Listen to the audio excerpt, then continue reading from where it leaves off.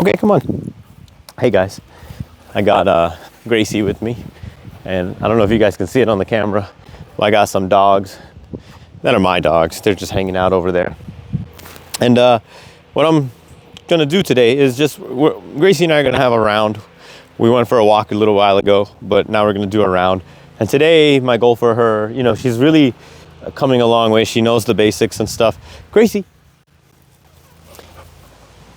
Yes. And today what I want to do is create duration, holding still, impulse control. It's working on our impulse control. And I'm going to do it using some distractions and things like that. So those dogs don't have any commands. They can just do whatever they want. And I know she wants to go say hi to them. She said hi to them earlier.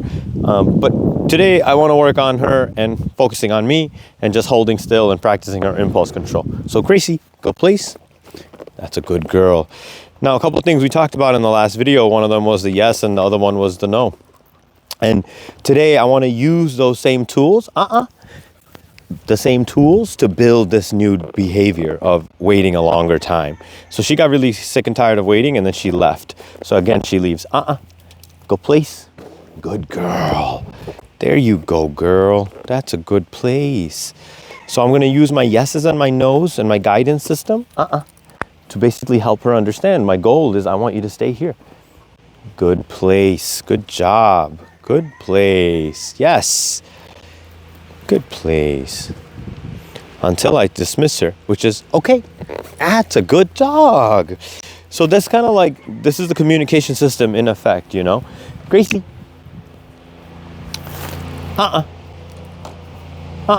Good girl. Yes. Gracie, go place.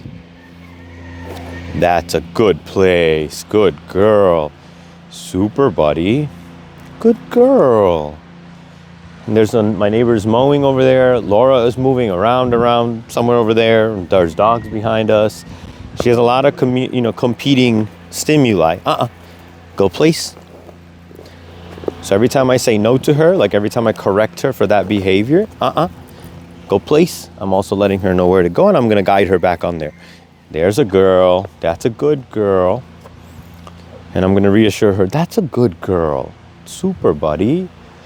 And also I'm sneaking further and further away from her. I'm also testing her threshold for my distance to her. And of course, there's my chicken that's doing chicken things. Yes, good girl. That's a good girl. Okay. Let her finish chewing. Okay, yeah, that's a girl. There you go, good job. I'm gonna let her go if she wants to go over there. And this is why we practice saying her name so much in the beginning. Gracie. Gracie. Yes. So after she ignored the first Gracie, I gave her a small tug just to let her know I was talking to her. So again, I'll let her go back to those dogs if she wants to go. You can go back up there, buddy. Good. Gracie. Gracie. Yes. Go place. Come on. Up. There you go. Good girl. Go place. Let me help her. She's interested in figuring this out with me. Go place.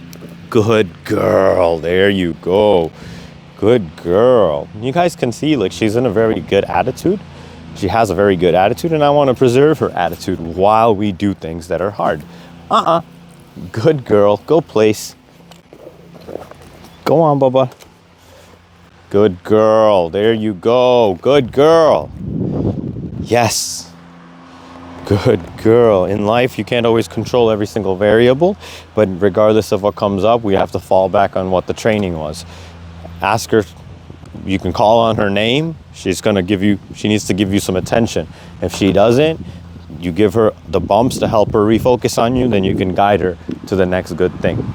And look, she's not really paying attention right now, but she's still staying on there. Good girl. Yes, okay. Super nice. Good job. Okay, you can go. Okay. You can go say hi. Yuck. That's poop. Yuck. Good job, buddy. Let's go, Gracie. Come on.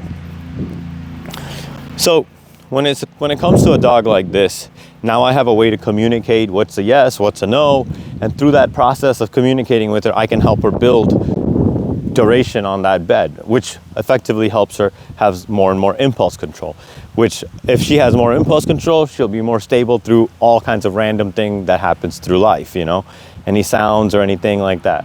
Now, with the recall and the go place, I feel like she's doing excellent. The next step for us in her training is to, you can see that she's wearing that pink e-collar remote, e-collar, and we're gonna be conditioning her to the sensation, to the feeling of the e-collar in the next couple of days, and we just have to overlay the e-collar stuff with all the good stuff she already knows how to do.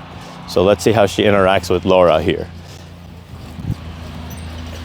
And she kind of finds the cart a little bit scary. Good girl, Gracie.